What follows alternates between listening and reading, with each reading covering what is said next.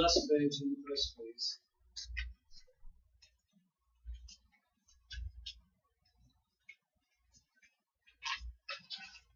So if someone starts to discuss with you, or you are in the policy department, talking about Basel III, this is a key document, because this document on this page here gives us an indication of the Basel Committee's recommendation, right? So this is not the central bank's recommendation. Later in the program, we'll be looking at your central bank. Is that module 3 or 4?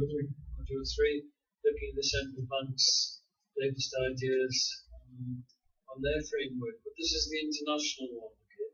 So this is Basel 3. And you'll see that at the top here, there's a leverage ratio, which we're going to come on to shortly. Why do we need a leverage ratio? Well, the leverage ratio is intended to try and constrain banks or financial institutions over leveraging. Yeah? So that's growing too much beyond what the balance sheet can cope with. And if you want a good example, if you looked at Lehman Brothers, they were leveraged over 30 times relative to the capital base. We'll look at a couple in a moment from the UK. So you'll see, this is the old-fashioned word, overtrading. Yeah? You've heard of overtrading? No? Overtrading in business is where you grow your business faster than the capital resources. That's basic overtrading. What that means is you're growing the business faster than the cash flow of your business can sustain. We never thought we'd ever see this in banking, but this is what happened during the global crisis. Businesses became over-leveraged. So there's a leverage ratio being recommended, but look, we start running these here. It doesn't come in until 2018. So on this chart, you'll see, I think, some good ideas from the Basel Committee, but the time scale is far too long. By the time we get to 2019, we could have had another global crisis before we get these new things in place. So we talked about the balance sheet and strengthening the balance sheet. So if you look at the total capital position, here, minimum total capital plus conservation buffer. So again, it's a terminology that talk about these buffers, these extra things coming in to the balance sheet to strengthen the capital base. But as he told us it's 8%. Is correct, 8% is the international capital adequacy ratio. Two key ratios in running a financial institution. One, the capital position, and number two is your cost-income ratio. What's your costs in the institution relative to your income? When Midland Bank were on the brink of collapse, every $100 Midland Bank made, 80% was on costs of staff. I mean, that's ridiculously high, and that's what caused them to get into severe problems, yeah, the cost-income ratio. But look at this, 8%, and then by 2019, 10.5%.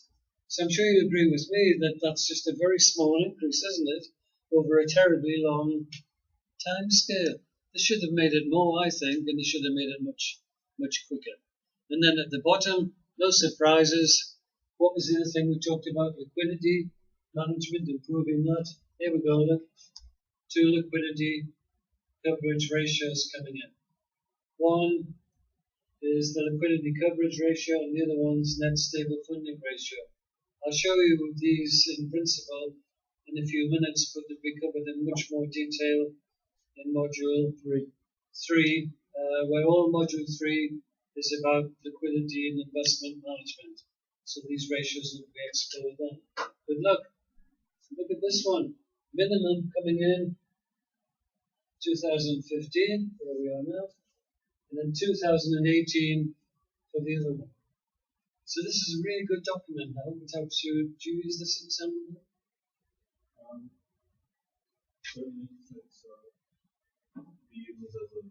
It's a starting point for your.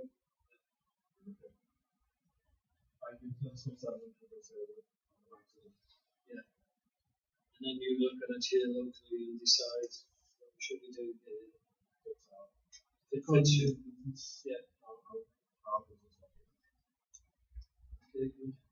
So that document there, I think you should find that useful, as a framework document. Let's go back to it.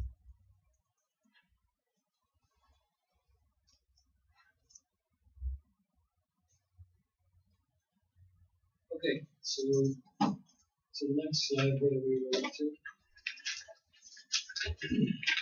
Oh, I forgot to give you this because it's not on the phone.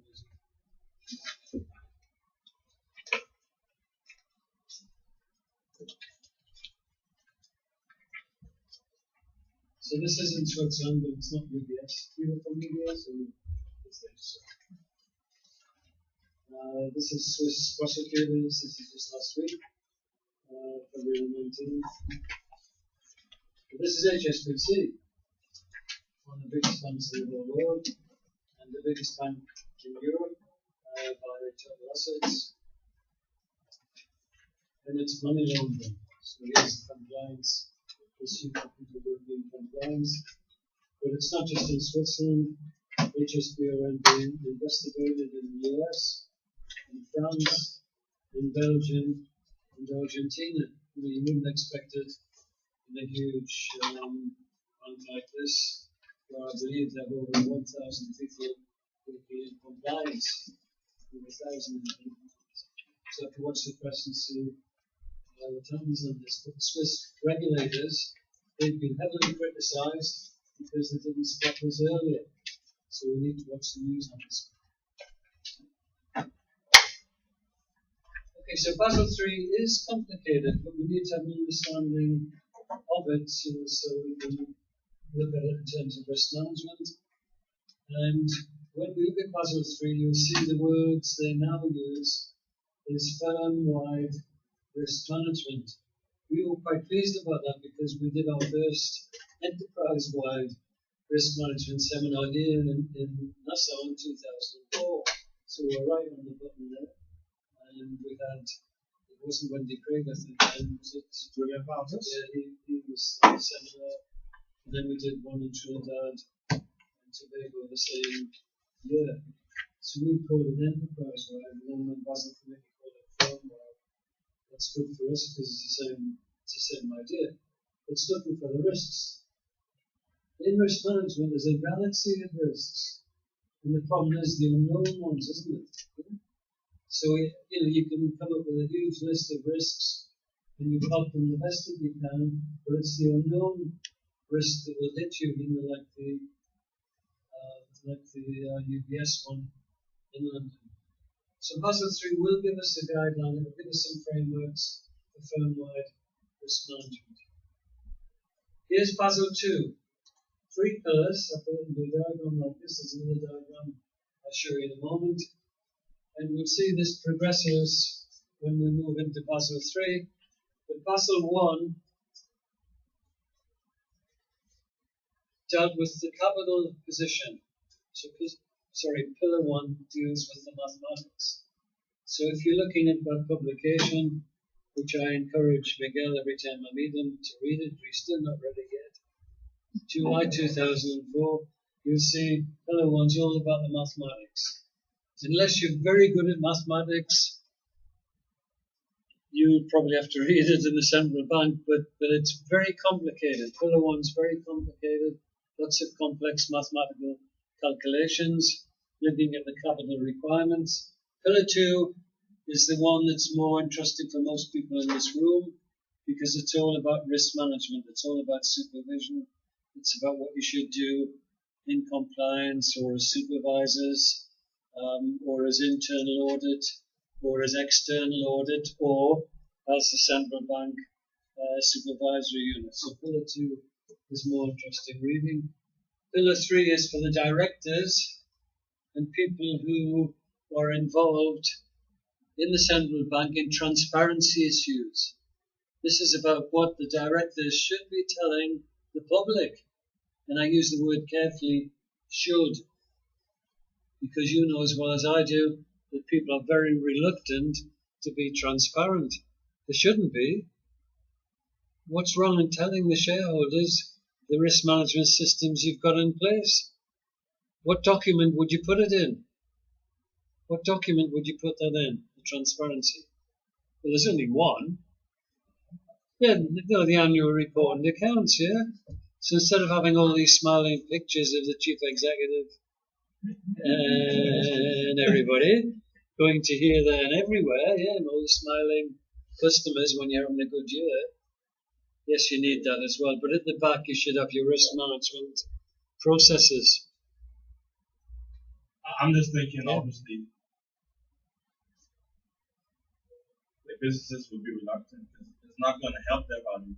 It is. Like, I mean, in terms of in their mind, like, only something bad may come out if they have holes.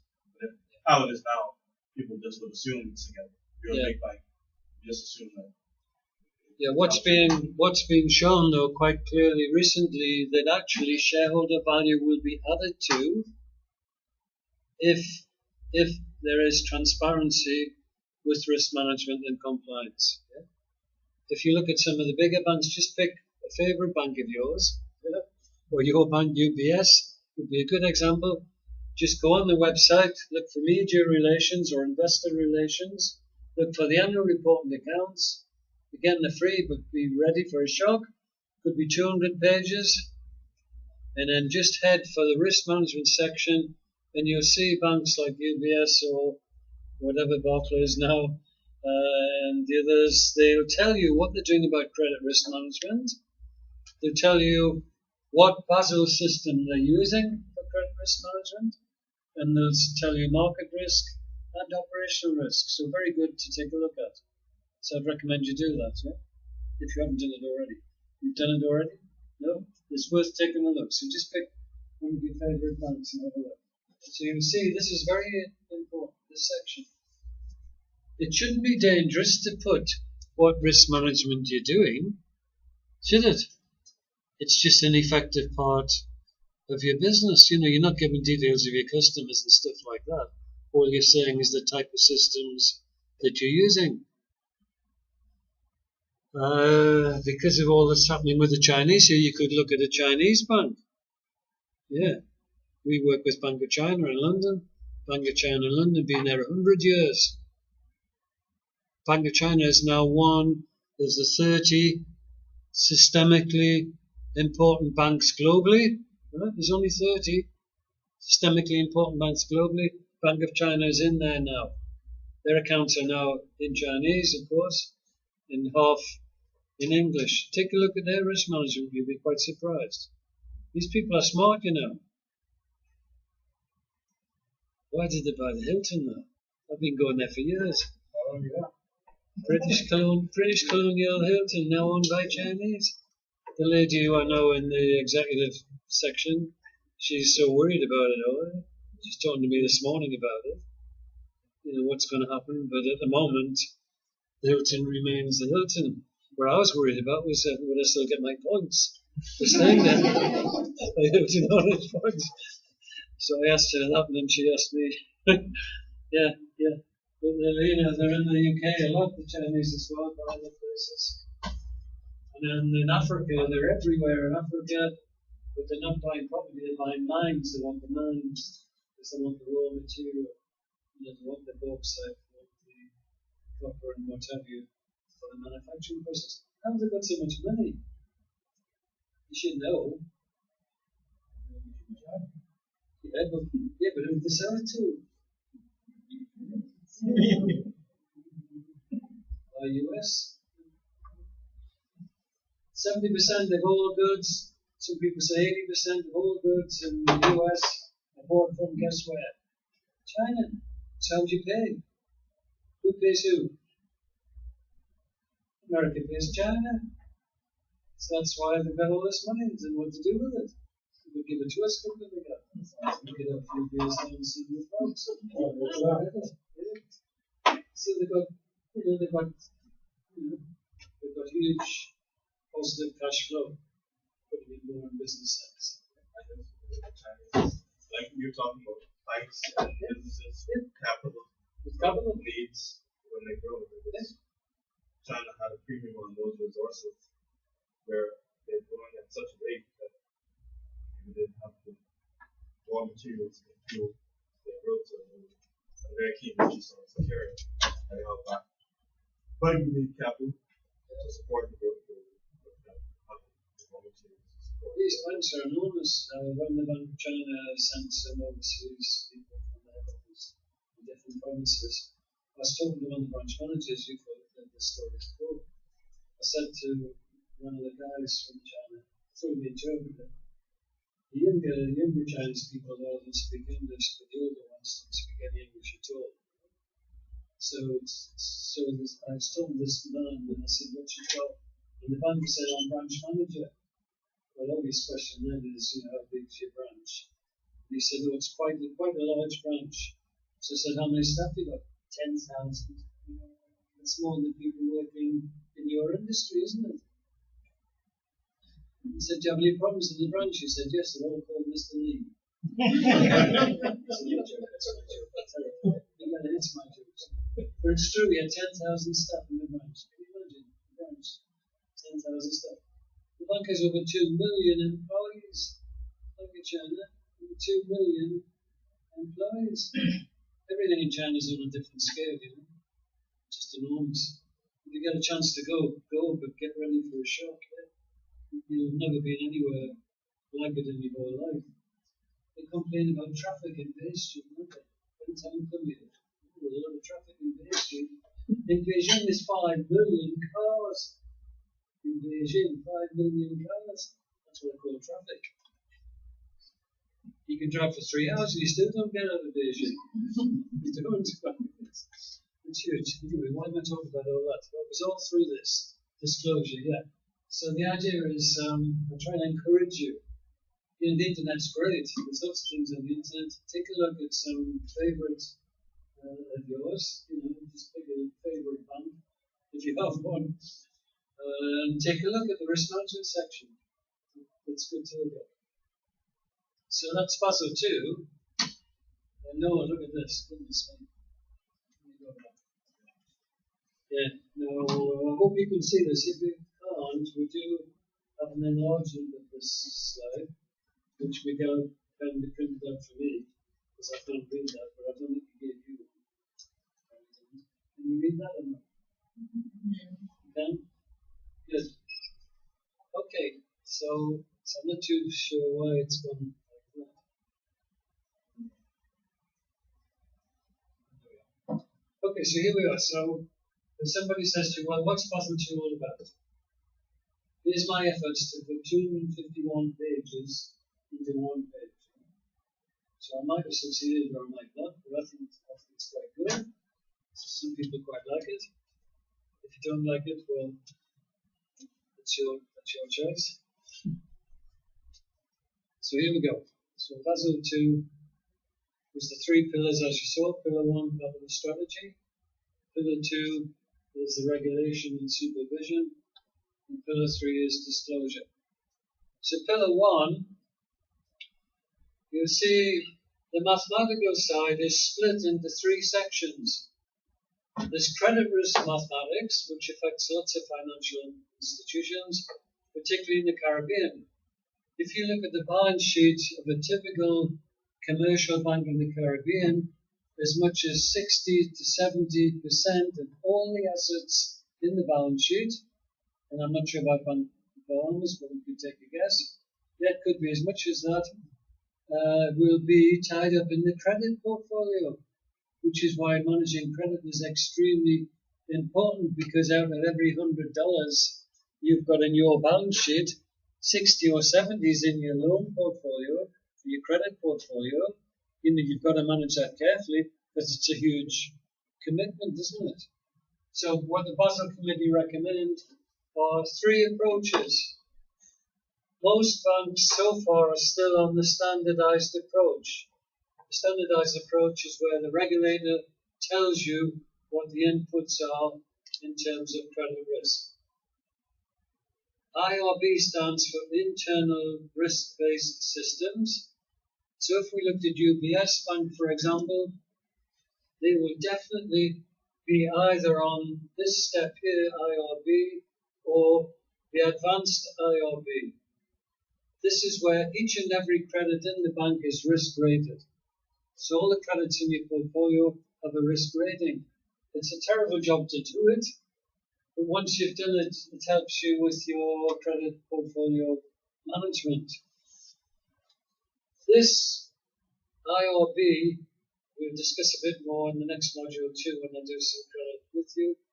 It's where we rate the risk of the individual credits using some inputs from the regulator and some inputs from the institution. This one here, the advanced one, is where all the risk inputs are by the institution, but subject to the approval of the regulator. The regulator's got to sign off your risk rating models that you're using. Okay?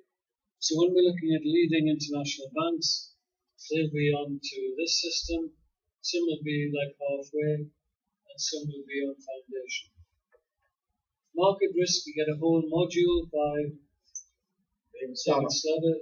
You talk about market risk. The main methodology is still the value at risk model, which he will show you.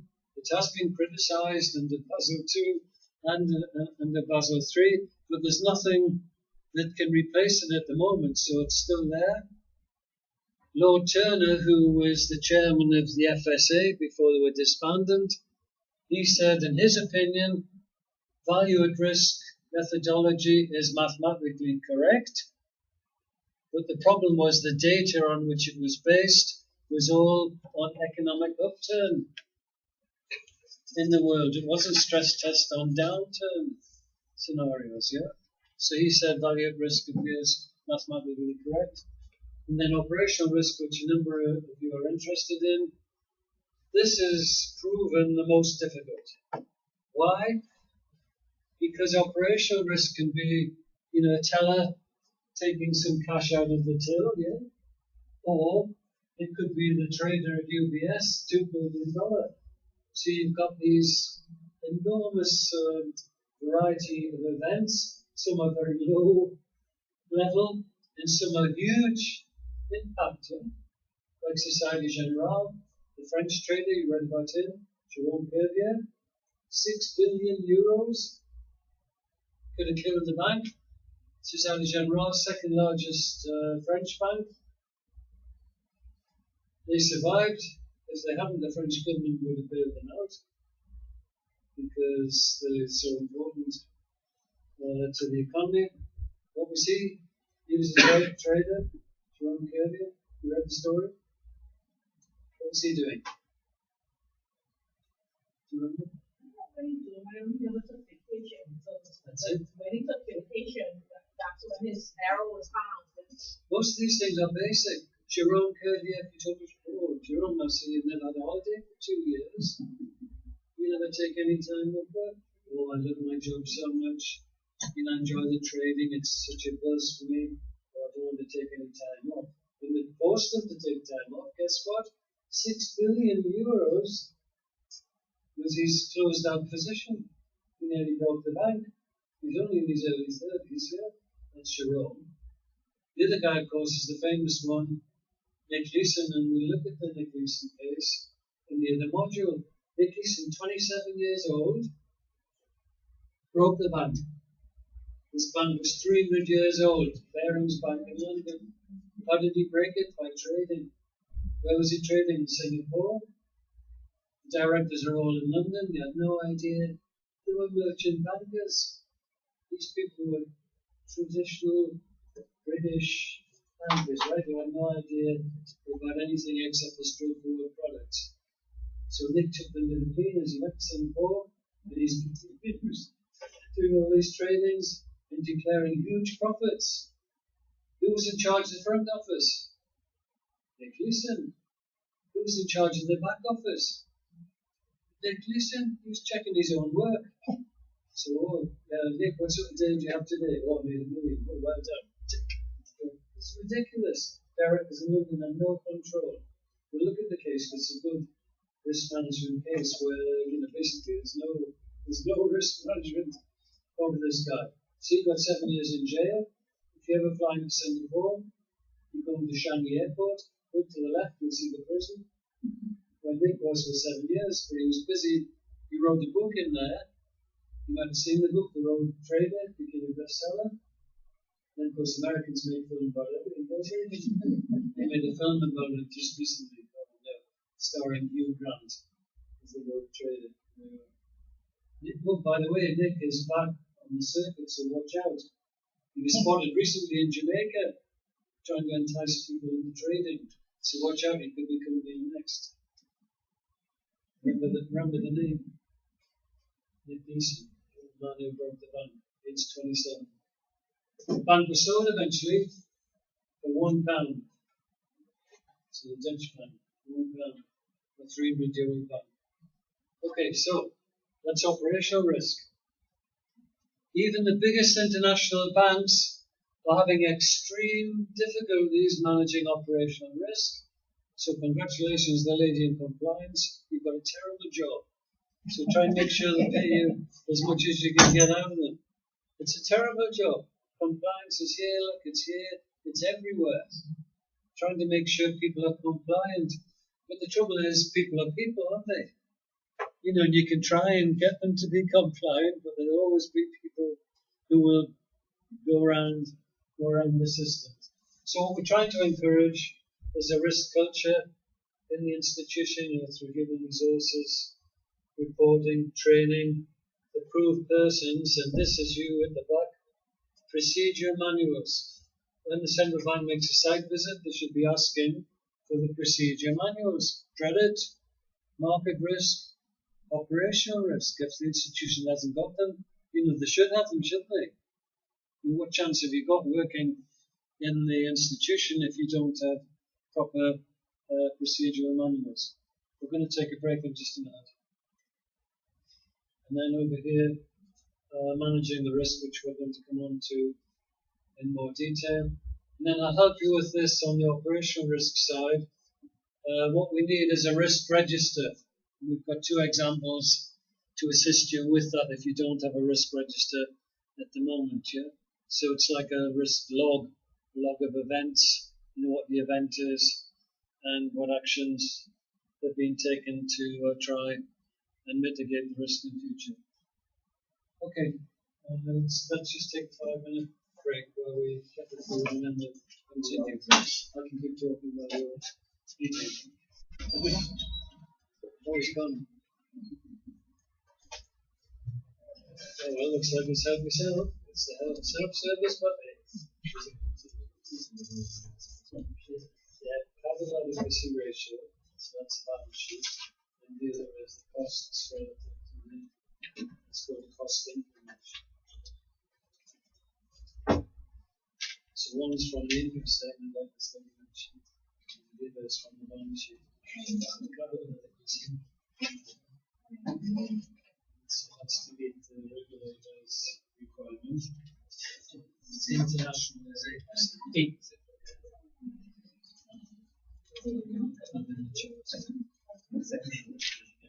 Cost to income.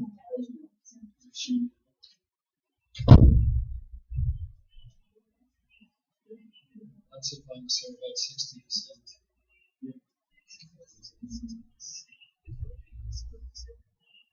Costs relative to if it's heading for around 80%, total control is too high.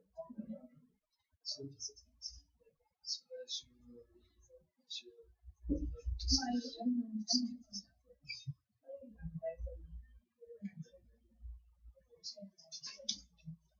you need to check.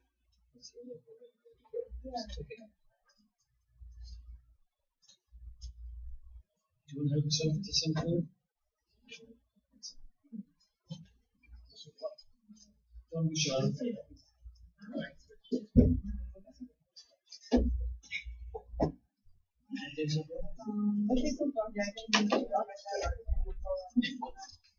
Yeah, that's the. I'm used to developing. That's like a phase 1. Yes. There's a lot of triggers before that. That's the minimum. Yeah. you probably look like the other percent. And kind of possible so that Yes. you don't get that. We're talking about other ratios of all that.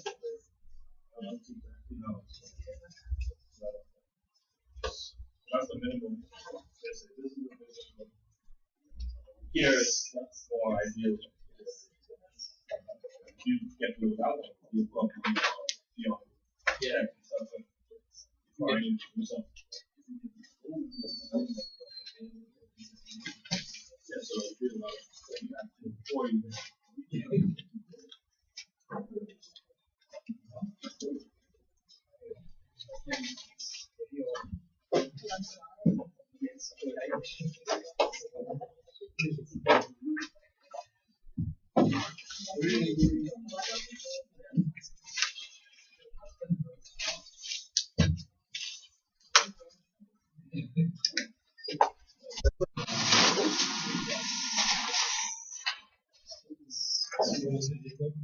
I know, I'm sure.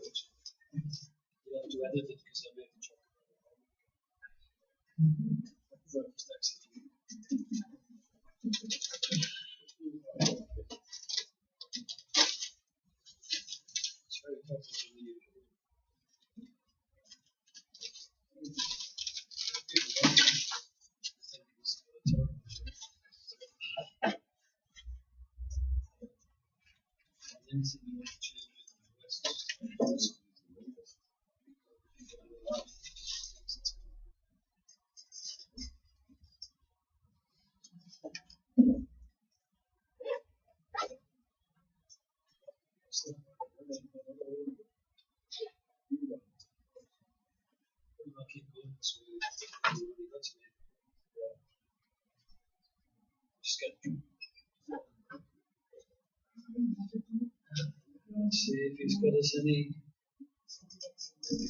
Why? No, I Stop. don't. The store was closed. It's only I had a to go joke. to the store. It's only a joke. I don't have any like it. Huh? I had one Coke in the. No. Yeah.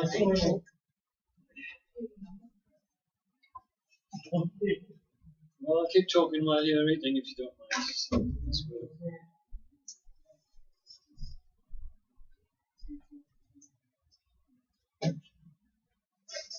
So you can see it's it's not easy. It gets complicated. It's a complicated topic.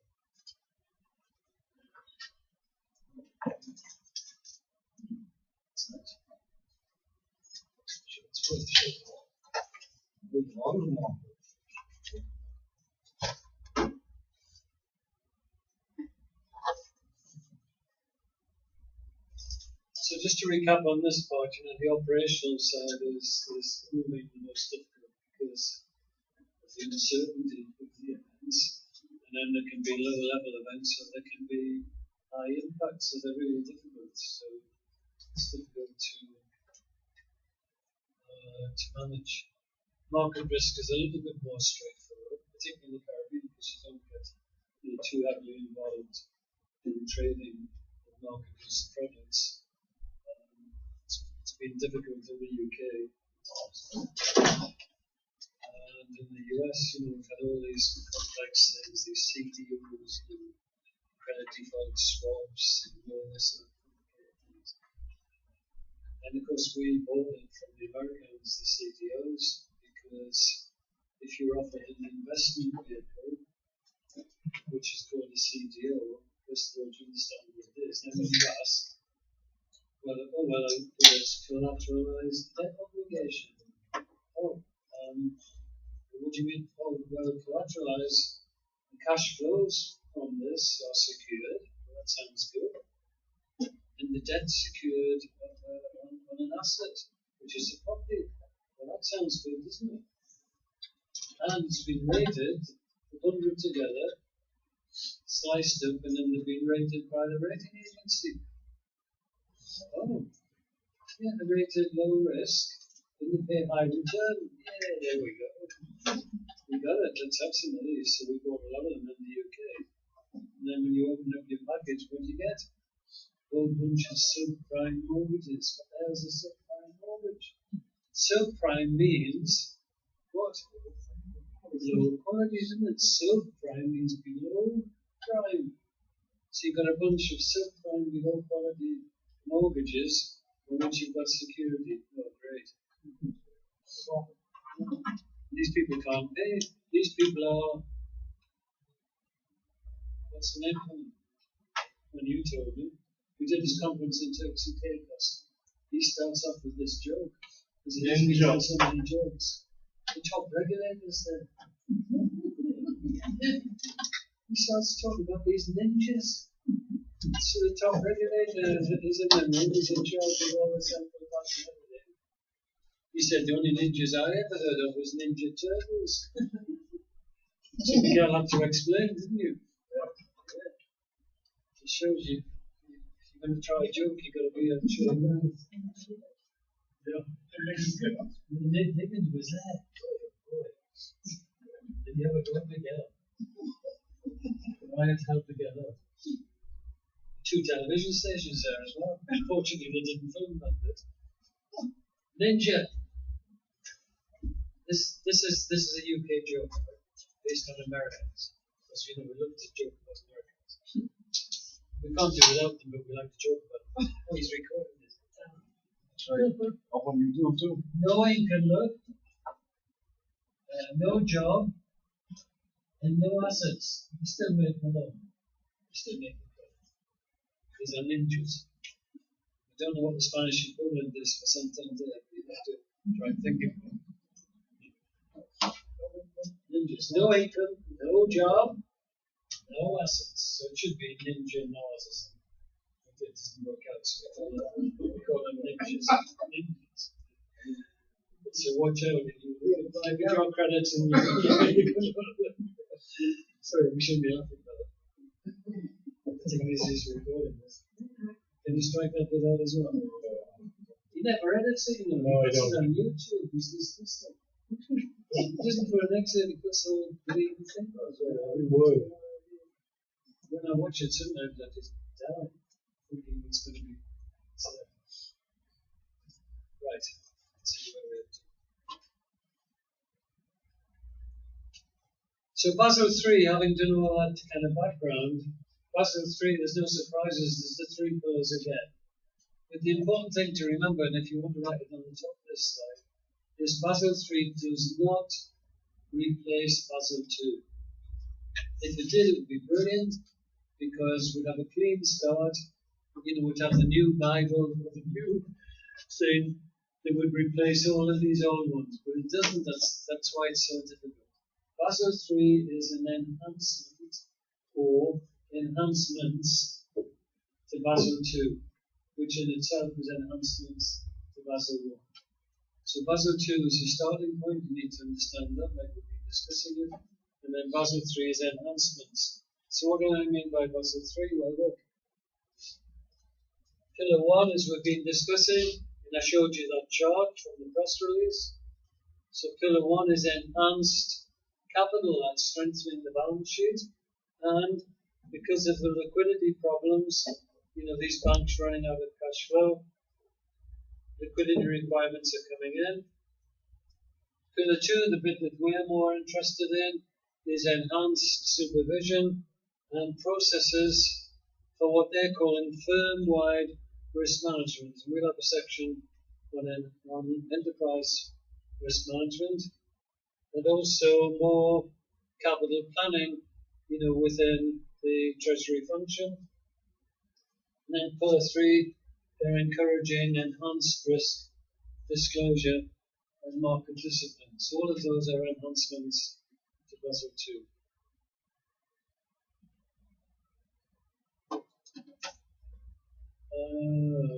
So you've got this document to strengthen capital and liquidity. And that's what you've got. Same thing. It's in the handout. Same thing is in the handout. It's in the handout. Yeah, and we all know, what happened. I mean, this was transmitted, and it's still affecting us today, isn't it? In the UK, we're just about recovering. We're kind of recovering. The latest statistics are showing the economy is improving, but it's difficult in lots of countries.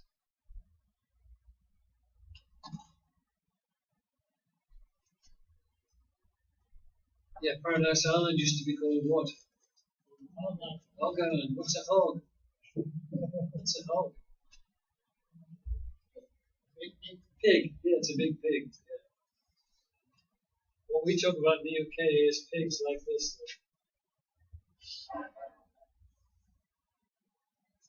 These are the countries that's in trouble. We call them pigs. It's terrible, isn't it? Jokes for them. That stands for Portugal, Italy, Ireland, Greece, and Spain. And then recently, of course, we had Cyprus, but we're not too sure where to put Cyprus. Miguel suggested we put Cyprus there, so we could see pigs, or we could put it at the end, pig sea. Yeah. Awful, isn't it? So these countries having problems, which are affecting us all, particularly in the Caribbean, where you rely so heavily on tourism. Apart from Grenada, I worked in Grenada recently, and Grenada revolves around one little brown thing. Anybody know what it is? Something the ladies should know about. Use it in cooking. Nutmeg. Yeah, the nutmeg. Yeah, number one economy in Grenada, the Spice Island, close to that way it is, Barbados, and then St. Vincent, and then further down to Grenada. Yeah, their economy is the nutmeg. Right? So when you're cooking, make sure you put some nutmeg into your cakes and into your bread. I took some back to the UK from the island. Yeah, very nice.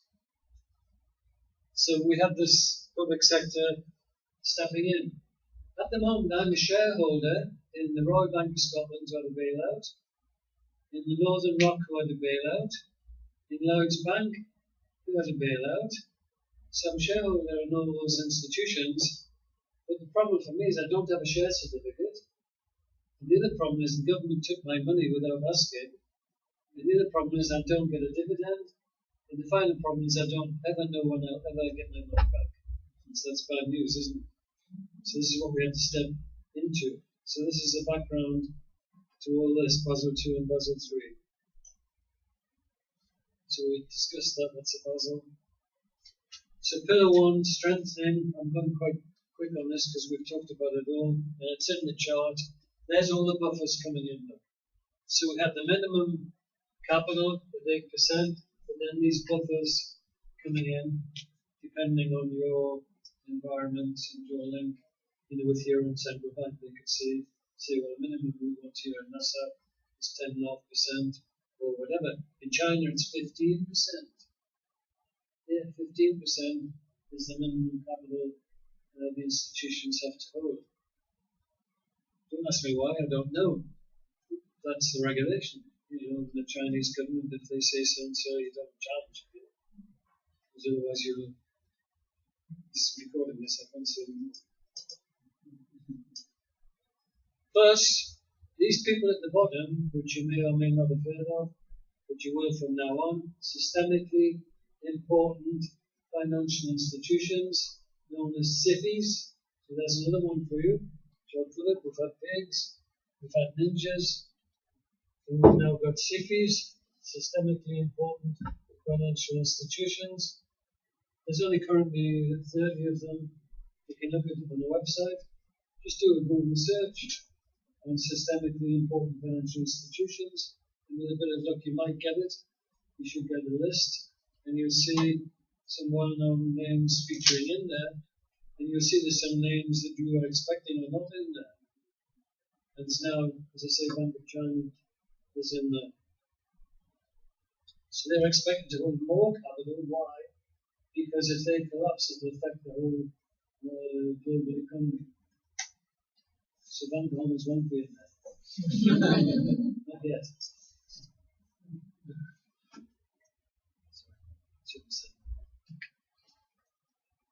Capital conservation, counter-cyclical. Here's all these buffers there.